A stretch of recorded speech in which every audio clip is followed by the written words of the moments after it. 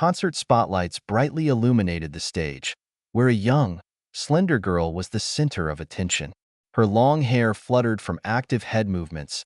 Short leather shorts emphasized her waist. The girl clutched a microphone in her hand.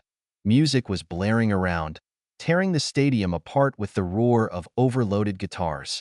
In front of the huge stage was a dance floor packed with people. The crowd shouted, chanting the name of the band, then the surname of their favorite vocalist, Kopylova, Kopylova, Kopylova. People shouted in anticipation of hearing the voice of their favorite vocalist. And finally, the girl raised her fist and raised her hand with the microphone to her mouth and began to sing. The crystal clear and powerful voice complemented the accompaniment of guitars and drums, and the crowd exploded in delight even more, although it would seem that there was no place stronger. Goosebumps ran through the girl's body. Her whole being was filled with the incredible energy that people who came to the concert were now giving her. People who came for her sake and in order to hear her voice live. And she, overflowing with this vital force, poured out the excess of this energy back into the hall. Her voice sometimes crept softly like a crouching tiger, then broke into the heavenly heights like a free bird that knows no barriers, then sounded secretly and ominously, like a whisper from the depths of hell. The girl sang, shaking her head in between verses and preparing to perform the final line of the song. So she stood in the center of the stage, took the microphone with both hands, bent slightly. Now we need to be a little quieter and with a split, and then pull out a high note, she thought, and began the part. The first part went brilliantly, so she took a deep breath in order to drive the audience crazy, amaze them with the range of her voice, take high notes unattainable for a mere mortal. Suddenly, "Mom, I pooped." The girl standing under the shower shook her head. The vision of the stadium and the huge number of spectators immediately crumbled against the insurmountable wall of the family life of a mother with many children. "Mom!" The kid did not let up and continued to call. "I'm coming, dear, I'm coming."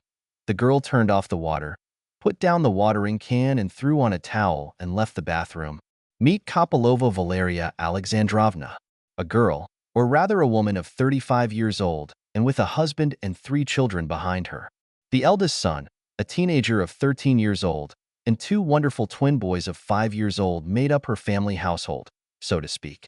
Long black hair, plump cheeks, and a snub-nosed nose made her very attractive, and looking at her so immediately you would not say that she was a mother of many children. Lyra looked fresh and young, and was attractive enough for her age and the status of a mother with many children. "Kolya, can't you wash Stepan?" Valeria shouted, noticing her husband sitting in the kitchen with the phone. "I'm sorry, dear. I didn't hear through the concert from the bathroom that he went to the toilet."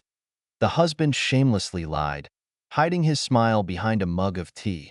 Lyra muttered something unintelligible, but there was no time to argue with her husband. The baby demanded attention with his thin voice. Going up to the child sitting on the potty, she deftly picked up his armpit and carried him to the bathroom. "Ugh, stinky." She curled her snub-nosed nose and gently patted the boy's curly hair. Styopa spread his arms out like wings. Plane," he squeaked enthusiastically, imagining himself as a bomber pilot who had just dropped a couple of stinky bombs. Lyra, with a habitual movement, put the naked baby under the faucet, turned on the warm water, and quickly washed the little piglet. "That's it, run. Take the panties on the shelf." Valeria slapped Styopa on his bare ass, and he ran into the room laughing merrily. The husband came up.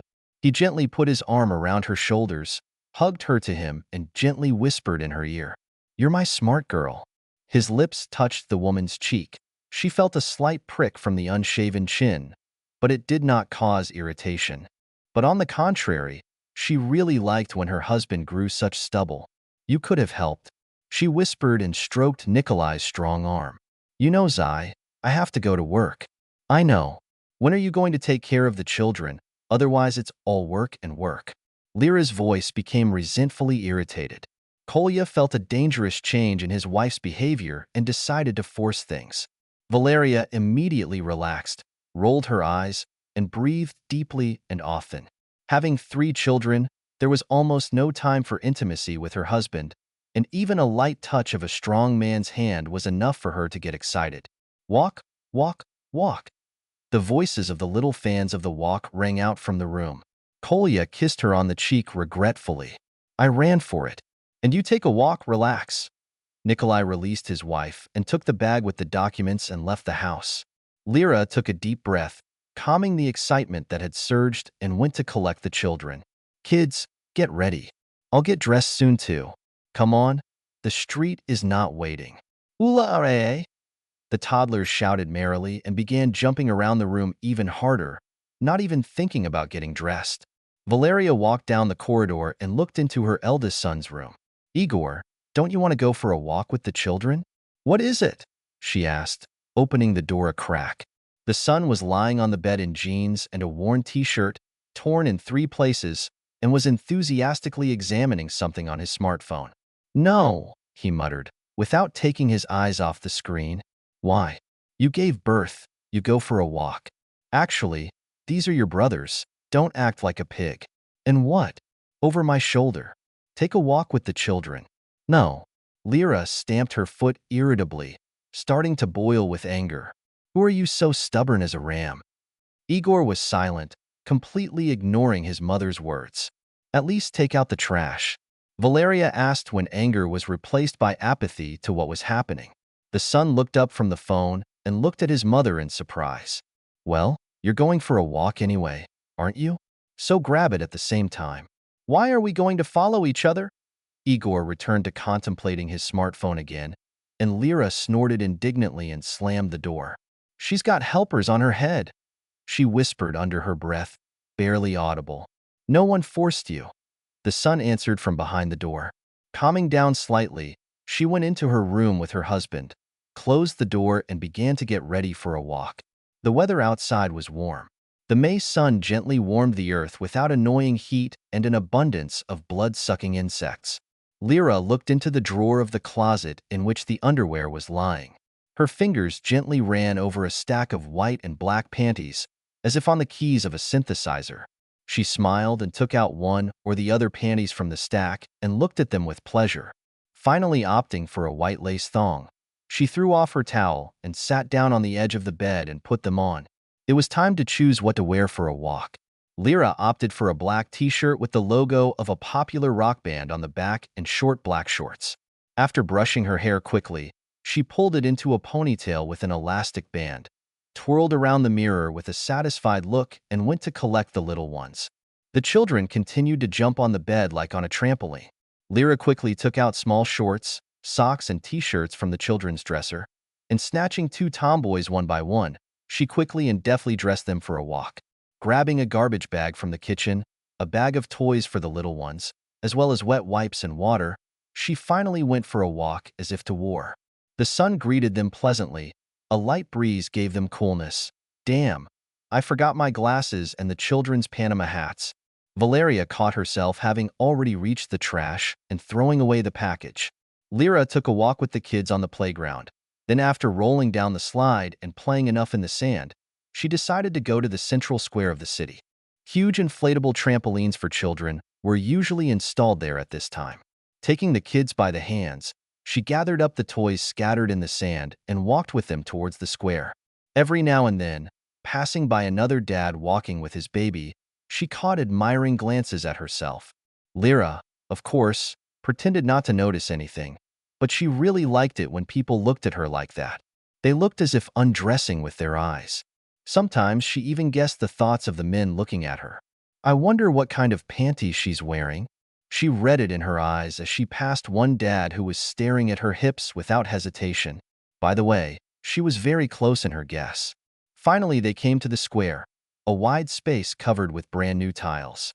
Across the square was the administration building, and a little to the left was the local house of culture. Unfortunately, trampolines have not yet been installed. The owners of the rides have just started to deploy them, and this procedure promised to be long. Suddenly, Valeria heard music coming from the House of Culture. She listened and, to her surprise, recognized Hard and Heavy. She could not confuse the melodic, overloaded roar of guitars with anything else and, as if mesmerized, decided to come closer.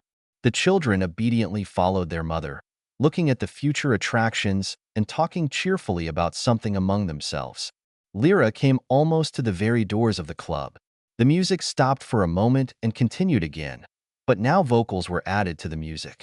Valeria listened and curled her nose. Ugh, karaoke or something? Who's messing up the notes like that? She thought, and immediately the music stopped abruptly. A few seconds later, a young girl came out, terribly upset about something. Lyra became very curious about what was going on there. Well, kids, let's go see what kind of concert is there. What is it? She asked, turning to the little ones. Oh, the concert. Let's go take a look, of course. The kids were certainly not against it, and soon the mother of many children took a step towards meeting the event that changed her life dramatically. The hall was dark, except for a couple of light bulbs on a small stage, illuminating a drum kit and 4 young people. 3 of them were with guitars, and 1 was sitting at the drums. The guys were arguing about something, actively gesticulating and talking loudly. Mom, I'm scared. Little Styopa suddenly squeaked. Shoo! Lyra shushed him, staring at the stage as if mesmerized. The voices on the stage died down. The guys turned their heads to look at the newcomers. Who are you? Did you come to the casting? Asked a beefy guy with a bass guitar in his hands and gorgeous long hair. Lyra was a little confused, but immediately realized what was going on here. Here a local rock band was selecting for the position of the band's vocalist, and judging by the fact that a girl had just left the hall, they were looking for a vocalist. Yes, I am. No. Music, come in. Valeria mumbled, not knowing how to say it and speechless from surprise. Then get out of here. There's nothing to see here. Is the concert free? The hairy guy with the bass guitar continued cheekily. Mom, let's get out of here. There are bad uncles here. The kid squeaked, feeling that the atmosphere was heating up. Lyra was about to turn around and leave, when suddenly another guy jumped off the stage, skinny with hair slightly shorter than the bass guitarist's. He put his instrument by the stage, and it was a rhythm guitar, and, as Valeria managed to see, it was a Fender. Girl, wait, don't leave. Hello, kids. No one will hurt you here, and neither will your mother. I'm sorry, Vitalik is a little on edge, and there is a reason. We've been sitting here for half a day. We've tried a lot of people, but we can't find a suitable vocalist. By the way, my name is Valodia. And you? The guy smiled affably and gently took Lyra's hand, stopping her. Me, Lyra, that is, Valeria Alexandrovna. Lyra was confused, not knowing how to react. But Volodia's voice was somehow soothing and just blazed with positivity. So the woman soon calmed down and she felt comfortable and even cozy with an unfamiliar young man. Why do you need it, Vovka? Do you want to put her on vocals? And the Spinagrizov on the backs. The bass guitarist, whom Vova called Vitalik, did not let up. Vladimir waved him off without looking at his friend. Valeria, can you sing? What is it? He asked, looking at the woman with an appraising gaze. Lyra was embarrassed again. Well, I like to sing it, of course, but I don't even know. Do you want to try it? And what are you listening to? What is your favorite song? The talkative Volodia persisted, endearing Valeria more and more. Well, I don't even know, but what if it doesn't work out? Lyra made sluggish attempts to resist, but she did not want to resist at all. The scene beckoned to her. She called her to herself, ready to receive and raise a new star to heaven. Well, it won't work, so you'll go on. But at least you'll entertain the kids. Are you kids ready for the concert? Vladimir continued to speak, leading the woman onto the stage and nodding cheerfully to the children. Concert, hooray! The kids started talking and sat down on the first row of chairs near the stage. Lyra rose modestly, nervously running her fingers through her hair. So what are we going to do? Vladimir asked, picking up the guitar. He named several compositions by popular Russian rock bands to Lyra. Valeria knew all of the songs listed by Volodia and could perform any of them even with her eyes closed. But she still thought about it and decided that she would be able to reveal her voice on the ballad Fallen Angel, decided to perform it. Volodia nodded to the drummer, bass guitarist Vitaly, and handed Lyra the microphone. The drummer tapped out the introduction with the cymbals and Vladimir began his part with a beautiful bust. Lyra became agitated. Her heart began to pound wildly, sweat broke out on her and perspired on her forehead. She somehow waited for the moment of her party's entry and began to sing. Vitaly immediately grimaced when he heard her voice. Lyra sang. Her voice trembled with excitement. She smeared the notes, swallowed some words, which further put herself in a state of panic. The bass guitarist wanted to stop playing, but Volodya nodded at him, like Vladimir winked encouragingly at Valeria, and so they came to the chorus. Lyra, seeing Volodya's look, cheered up and got angry at her clumsiness. Damn, I'm singing this song for one or two. Valeria got angry, shaking her hair. She tore the elastic band from her hair, scattering silky black velvet over her shoulders, and began to sing the chorus. Overthrown from heaven. M-O-O and G-L. Finally, her voice sounded right. Clean, powerful. There was no hint of excitement or trembling. Volodya smiled contentedly. Vitaly's eyes bulged as if he had seen a ghost.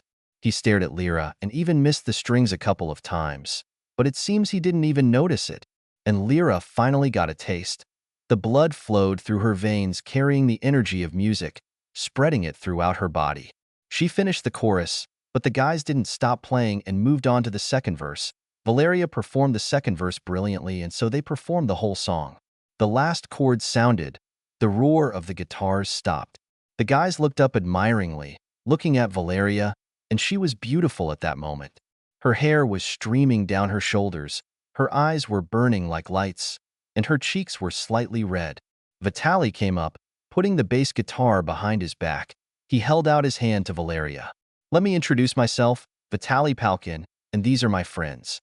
You already know Volodya Polotino.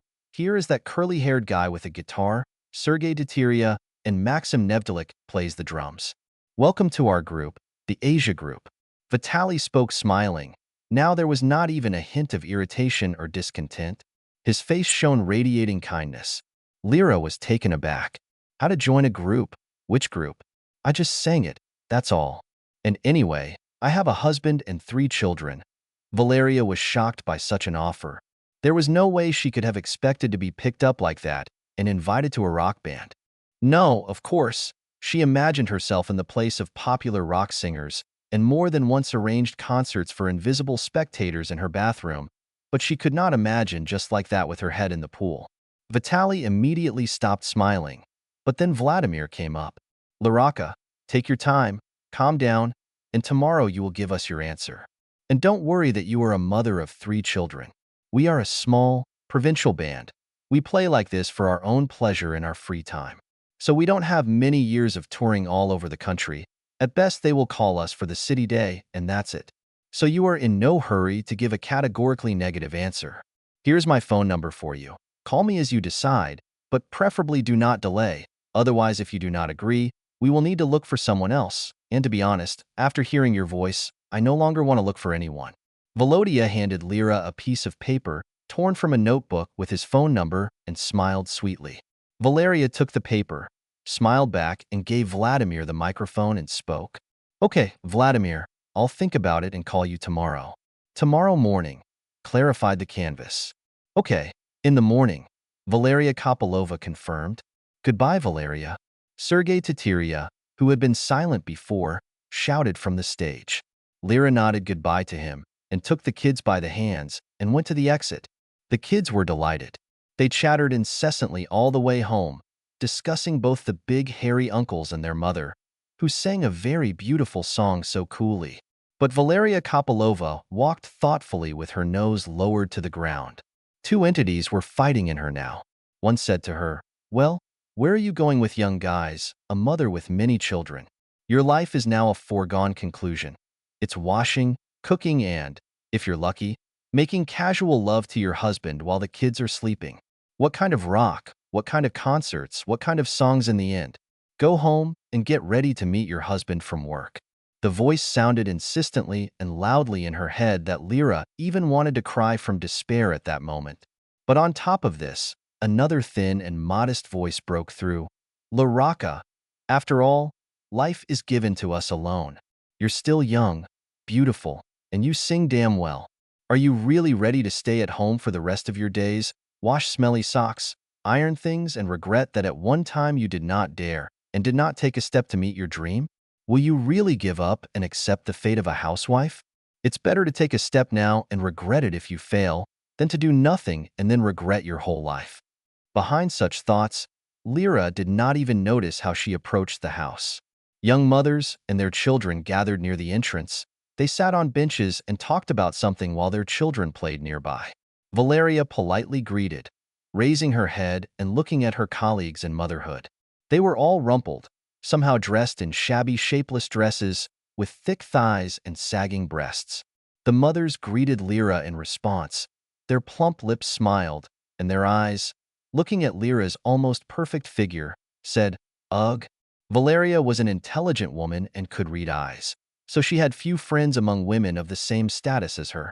She liked to communicate with young girls. She easily found a common language with them and felt easy and comfortable. No, of course she could also keep up a conversation with other mothers, but she didn't want to chat all day and day after day about what kind of economic husband she had or discuss the next price increase in the store. Valeria darted into the entrance, not lingering in the unpleasant company, and exhaled with relief by pressing the elevator call button. Evening came. Dusk was falling on the city, igniting a fire on the windows. Lyra was cooking dinner, waiting for her husband's return. The twins were playing in their room, furiously throwing toys, and the elder Igor was enthusiastically scribbling on his smartphone. Valeria put a whole chicken in the oven, baking it over low heat, and now she was crumbling a salad of fresh cucumbers and tomatoes. Finally, the husband returned, kissed his wife affectionately on the cheek, inhaling the aroma of baking meat. "Hi, dear. How was your walk?" "What is it?" he asked, stroking his wife's back. Lyra shivered slightly, feeling the touch of her husband's strong hand and deciding not to tell him about today's case at the House of Culture yet. She answered simply and vaguely, "Yes, we had a good walk, but how is it at work?" "What is it?" she asked back, just for the sake of politeness. "It's okay. All right, wash my hands and we'll have dinner soon." Dinner went on as usual. Igor took his portion and ate in his room. The kids ate a little salad and a little meat and ran on to play. Only Nikolai and Lyra were left in the kitchen. Kolya ate with gusto, devouring a delicious chicken, and Valeria picked at her plate with a thoughtful look. The husband could not help but notice the strange appearance of his wife, but did not dare to ask directly what happened to his wife, deciding that she would tell everything herself when she deems it necessary. Evening flew by. Night fell. Lyra washed the dishes, put the kids to bed, said goodnight to Igor, and finally, exhausted, somehow took a shower and dived into bed with her husband. Outside the window, the city was silent. Only occasionally in the distance could be heard the roar of passing motorcyclists and the laughter of young people who chose a playground in their yard for their meetings. Lyra was lying on her side, with her back to her husband, in a short nightgown, and could not sleep. The events of today did not leave her. She wanted to speak out, consult with her husband, but she knew his answer in advance, and this answer did not suit her. Nikolai was also awake. He listened to the children sleeping in the room, waiting for the right moment. Finally deciding that all the children in the house were asleep, he moved closer to his wife and put his hand on her shoulder. Lyra, are you asleep?" he asked, patting his wife on the shoulder. Valeria was silent, thoughtfully staring into the mirror of the closet opposite the bed, watching the movement of Nikolai's hand in the reflection. Kolya continued stroking his wife, and now his hand slipped off Lyra's shoulder and ran his fingers over her stomach. Kolya squeezed his hand slightly, expecting to hear his wife's languid sigh, which would be the signal for further action, but Valeria's breathing remained even and calm, without a hint of any passion. Kolya was surprised and squeezed his wife a little harder. It hurts me," Lyra whispered. "I'm sorry, I thought you were asleep." "Laraka, something happened to you. You're not yourself all evening. What's wrong with you?" Kolya snuggled closer to his wife's back so that Valeria felt her husband's increased desire with her buttocks. The woman moved slightly forward, moving away from the object of Nikolai's lust. "Kolya, I was invited to sing in a rock band," she blurted out in a whisper in one breath, and fell silent, waiting for an answer. Nikolai took his hand off Lyra's chest and lay on his back, looking at the ceiling. "Well, tell me," he whispered in a tired voice. "Lyra, not wanting to notice the tired notes in her husband's voice, continued to lie on her side and blurted out everything as it is. She told her husband all the events of today in detail and in colors, and finally finished the story, tensely froze in anticipation of a reaction. Kolya took a deep breath, exhaled, and answered, Lyra, what a group. But what about me? What about the children? Who will take care of the children? I provide for us by allowing us to buy whatever we want for ourselves and our children. And you take care of the children, providing them with a bright future. We have a complete idyll and harmony that should not be disturbed. And what will the children say when they grow up and realize that their mother has exchanged them for music? So drop these thoughts. Well, if you want, we'll send the kids to grandma on the weekend and go to karaoke. Is it okay, dear? Kolya lay down on his side again, snuggling up to his wife from behind and stroking her hand. All right, dear, Lyra whispered, barely restraining herself from crying. The morning began like 1,000 other days before. Nikolai got ready for work. Lyra cooked breakfast, fed the kids, and began to get ready for a walk with them. She took yesterday's shorts out of the locker, shook them out, and stared at the piece of paper with the phone number that had fallen out of her pocket. Yesterday flashed before my eyes. The stage, the music, the roar of guitars. Then this vision broke up a new one, a conversation with her husband and his words. Lyra clenched her teeth in resentment and despair, picked up a piece of paper from the floor and crumpled it up, preparing to throw it away. But suddenly a car drove by under the window of her room, from which a song sounded all over the street. Get up and overcome your fear. Stand up to your full height. Stand on your land, and reach for the stars with your hand. Lyra gritted her teeth and unfolded the piece of paper and dialed the phone number written there. Literally 2 rings and Vladimir's positive, pleasant voice answered her. Yes, I'm listening. Hello, Vladimir, this is Valeria. I was at your casting yesterday. You gave me your phone number. Yes, Valeria. Of course I remember. Well, tell me what. Just don't say no. Don't break my heart. Vladimir paused tensely, waiting to hear the answer. And Lyra smiled for the first time all morning and answered without hesitation. I agree. Hooray. Great. Cool. Vladimir exploded with emotions. Only you promise me that it won't knock me out of the family rut too much? The woman asked, still smiling like a girl. Yes, of course, don't worry. You can go about your family business in peace. But we'll perform at the City Day on Saturday, and that's it. How was Saturday? How was the City Day? Lyra was taken aback by this answer, and a smile slowly crept from her lips.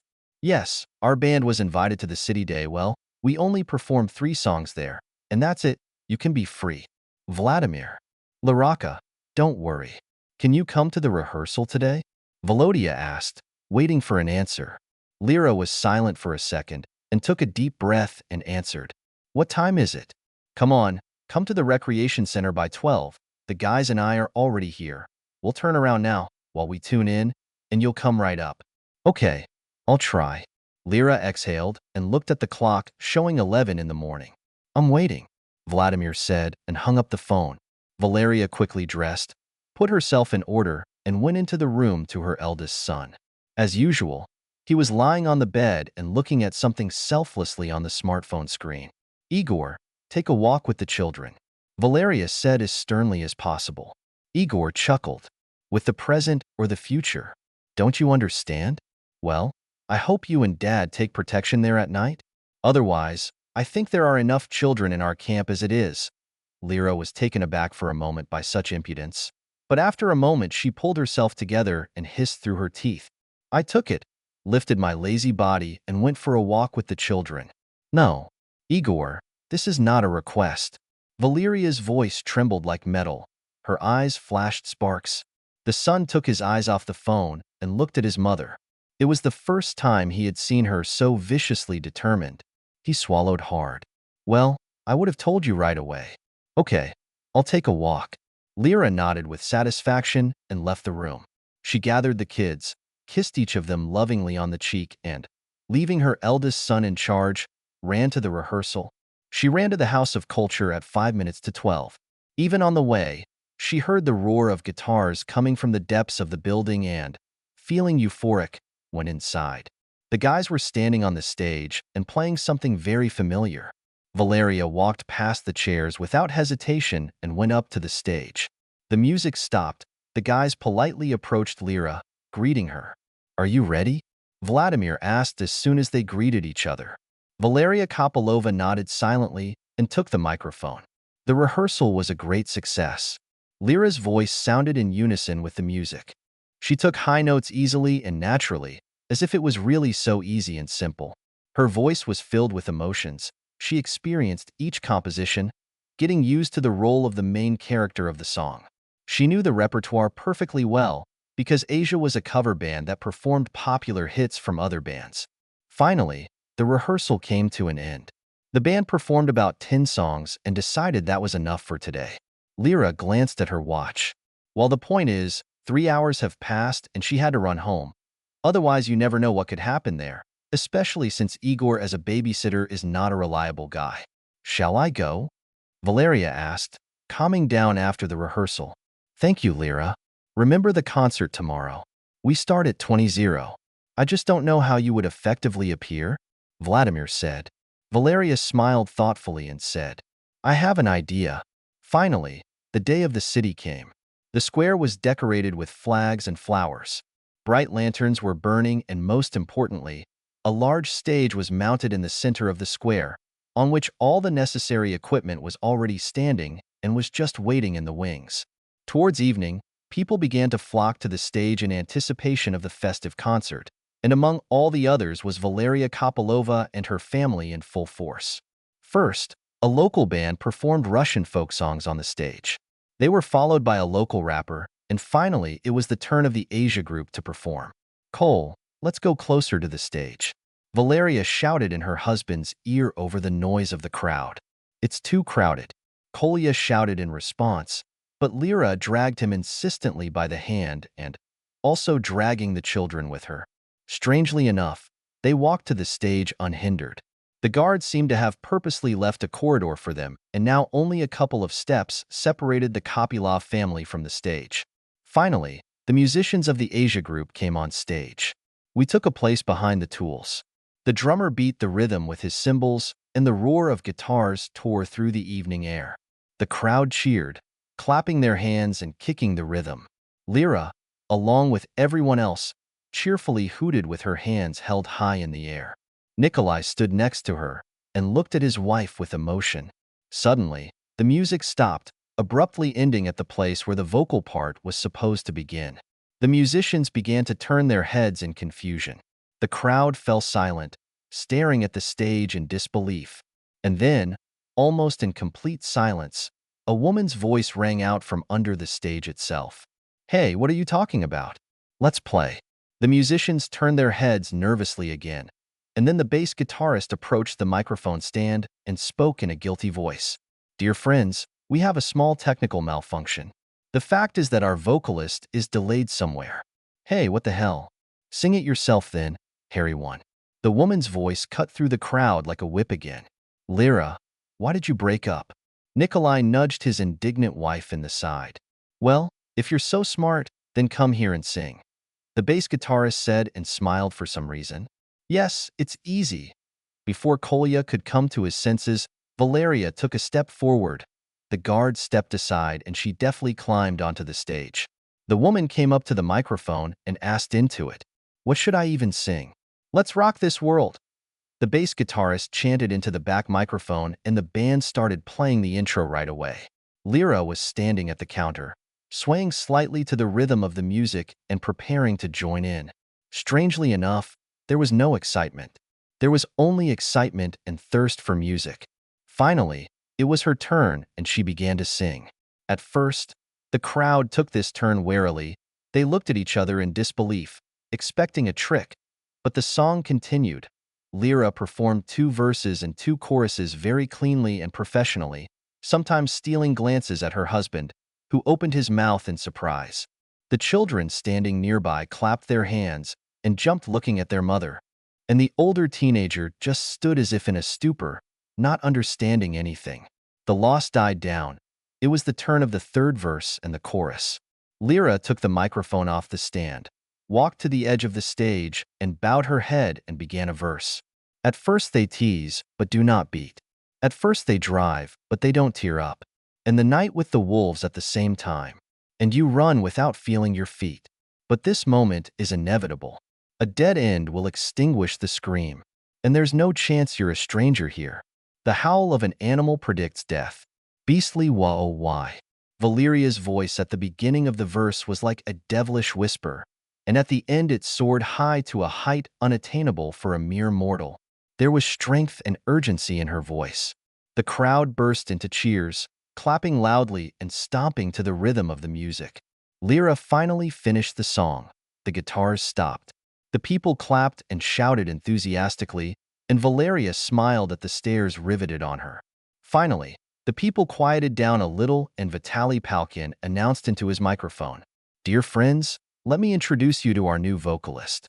I ask you to love and favor Valeria Kopylova." The people started cheering Valeria again. "Thank you," Lyra shouted into the microphone, and the introduction to the new composition sounded from the stage. The time of the Asia Group's performance has come to an end. Lyra and the band went backstage, into a small room enclosed by curtains inside the recreation center. She was standing surrounded by guys near a small table with a bottle of champagne on it. "Well, let's celebrate," Volodya said, picking up the bottle. The guys winked cheerfully, looking strangely at Lyra. Valeria was smiling, holding a glass in her hand. Volodya carefully opened the bottle, but immediately plugged the neck with his finger, shook it sharply several times, and a stream of foamy drink doused Lyra from head to toe. Champagne flooded her face, t-shirt, and even shorts. The wet cloth immediately stuck to her body, outlining Lyra's chest. "Hey, what are you doing?" The woman screamed, covering her face with her hands, but still smiling cheerfully. The guys laughed too. "This is a rite of passage, dear. Welcome to the band," Vitalik shouted, laughing loudly. As soon as the champagne was over, Vladimir came up to Lyra with a towel in his hands. "Let me wipe it off," he said, and began to wipe Valeria's face and neck. Lyra looked at him and smiled, feeling more and more comfortable. Vladimir also noticed this. His hand trembled slightly and crept down, approaching the woman's chest. Lyra was silent. "Dad, where's Mom?" Little Styopa was tugging at his father's hand and crying piteously. Nikolai nervously turned his head around and did not answer. He just didn't know what to say. After all, his wife had already been gone for an hour. "Papi," the kid persisted. Then Kolya went up to the guard and asked him, "Excuse me, can you tell me, but where did the musicians of the Asia Group go?" The guard answered surprisingly politely, "Look at the recreation center. All the artists are there." "Thank you very much," Nikolai answered sincerely. "You're welcome." Kolya took the children by the hands and went to the recreation center. "Dad, can I go home?" Igor said, trying to get away from his father under any pretext. "Follow us." Nikolai spoke harshly, and the son, not daring to disobey, silently wandered after him. Finally, they entered the House of Culture and walked through the hall to a small room behind the stage fenced with curtains. Nikolai listened. From behind the curtains came some moaning, smacking, and rhythmic slaps. Nikolai came closer, carefully pulled back the curtain, and was stunned by what he saw. In a small room, he saw his wife leaning against the table and actively enjoying the hairy guy. Another guy fell in behind and pulled down short shorts to his knees along with his wife's panties and stubbornly satisfied her. The other two were sitting on a small sofa and sipping beer, watching the lovemaking behind the scene. "Dad, what's going on?" A thin voice brought Nikolai out of his stupor. He lowered the edge of the curtain and looked at his son. "Nothing, son. The uncles are rehearsing there." "Where's Mom?" Nikolai swallowed a lump in his throat and took the children by the hands and led them away from the club. "Mom won't be coming soon today," he muttered, biting his lips in resentment.